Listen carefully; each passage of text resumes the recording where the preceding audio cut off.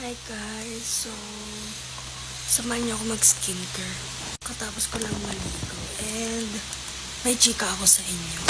Kanina kasi nag-chat sa akin yung kaibigan ko na short daw siya.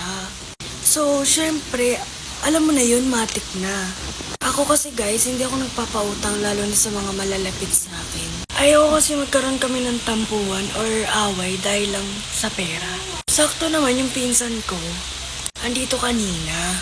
Na-open ko sa kanya na may kaibigan nga akong na short. So itong pinsan ko may nirecommend sa akin. Sabi niya i-recommend ko daw sa kaibigan ko yung Mr. Cash. Eh di ako dali-dali ko nirecommend dun sa kaibigan ko. Kasi syempre gusto ko rin siyang tulungan.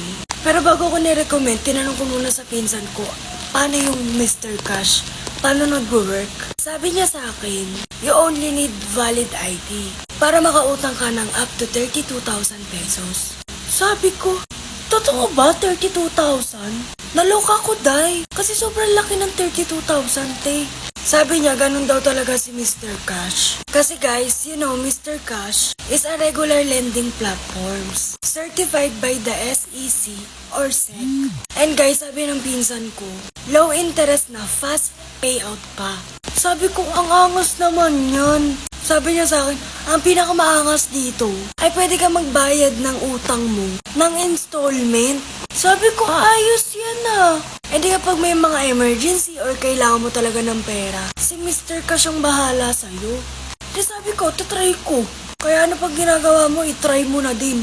Itry natin dalawa. Go, dun sa malayo.